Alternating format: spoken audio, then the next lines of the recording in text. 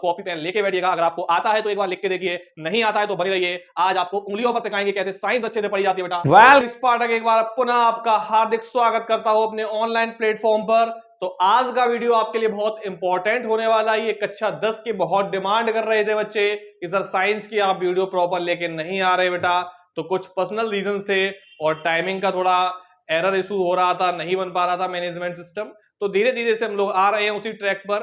तो आज आपके लिए फिजिक्स के दो इंपॉर्टेंट क्वेश्चन लेके आने वाले हैं बेटा, जो कि पेपर में पूछे जाने होते हैं।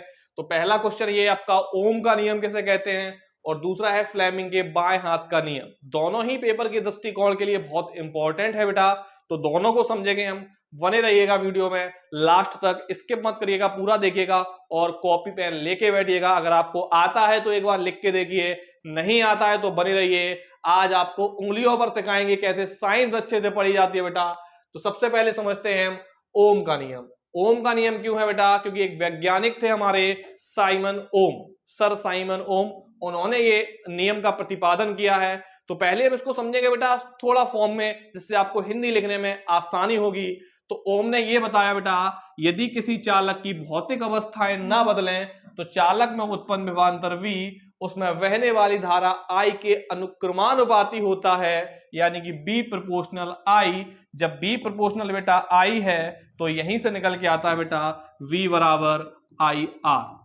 ये आपने पहले भी पढ़ा होगा, जब भी कोई अनुक्रमानुपाती का चिन्ह हटाते हैं तो एक नियतांक लाना पड़ता है, तो वो नियतांक का काम कर रहा है बेटा R। R क्या है यहां पर, नियतांक, जिसे हम कहते हैं चालक का प्रतिरोध।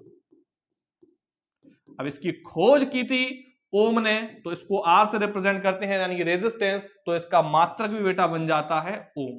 अब इसको हम लिखेंगे कैसे, तो लिखेंगे हम बेटा इस नियम के अनुसार, यदि किसी चालक की भौतिक अवस्थाएं, माइंड में चल रहा होगा आपके भौतिक अवस्थाएं क्या होती हैं, तो जैसे चालक की लंबाई, ताप, दाब, ये क्षेत्रफल, ये सब अगर ना बदलें तो यही लिखेंगे। कैसे लिखेंगे, यदि किसी चालक की भौतिक अवस्थाएं, इसको बेटा हटा देते हैं तब तक के लिए, इसको इस तरफ सिलेक्ट कर देते हैं। तो देखिएगा भाई, यदि किसी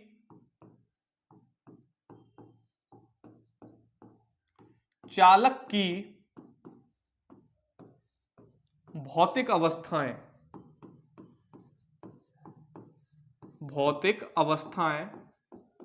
it means physical state is like S, जैसे ताप, दाब, लंबाई आदि ना बदलें तो चालक में उत्पन्न विभवांतर,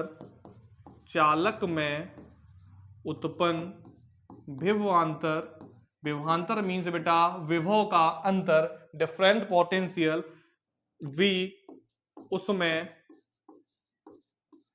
बहने वाली धारा I के अनुक्रमानुपाती, इसको बेटा समानुपाती भी लिख सकते हैं, अनुक्रमानुपाती होता है। यानी कि बेटा इसके आगे मैंने समझा ही था, V प्रोपोर्शनल I, जब भी इसका बेटा नियतांक हटाएंगे, एक नियतांक रखना पड़ेगा, जब भी अनुक्रमानुपाती का चिन्ह हटाएंगे तो वह नियतांक होता है बेटा R। इसको कहते हैं बेटा चालक का विद्युत प्रतिरोध, और जिसका मात्रक क्या होता है O। तो ये था हमारा ओम का नियम, ये इसका स्टेटमेंट्स है। इसका खोज जो किया है, इस नियम को जो दिया है, प्रतिपादित किया है बेटा, वो सर साइमन ओम ने किया है। तो क्या बताया उन्हें, यदि किसी चालक की भौतिक अवस्थाएं ना बदले तो चालक में उत्पन्न विभवांतर V उसमें बहने वाली धारा I के अनुक्रमानुपाती होता है। और भौतिक अवस्थाएं बताई हमने, क्या होता है बेटा, लंबाई, ताप, दाब आदि। तो V proportional I V is equal to IR, यही बेटा ओम का नियम है। तो इसको ही उसमें एक ग्राफ से भी उन्होंने बताया था, ये VI ग्राफ होता है बेटा, यहाँ पे ये विभवांतर को रिप्रेजेंट करता है, ये प्रतिरोध, ये है इसका प्रतिरोध R, और ये बेटा करंट होता है यानी कि I। इसका सर्किट भी है एक, और जब वन शॉट का वीडियो लेके आएंगे बेटा विद्युत धारा वाले चैप्टर का, तो उसमें डिटेल में इसका सर्किट बनाएंगे और इसका नियम को दिखाना है। अभी सिर्फ हमको स्टेटमेंट देना है जो कि 2-2 नंबर्स में पूछे जाते हैं। ओम का नियम लिखिए, तो ये था ओम का नियम।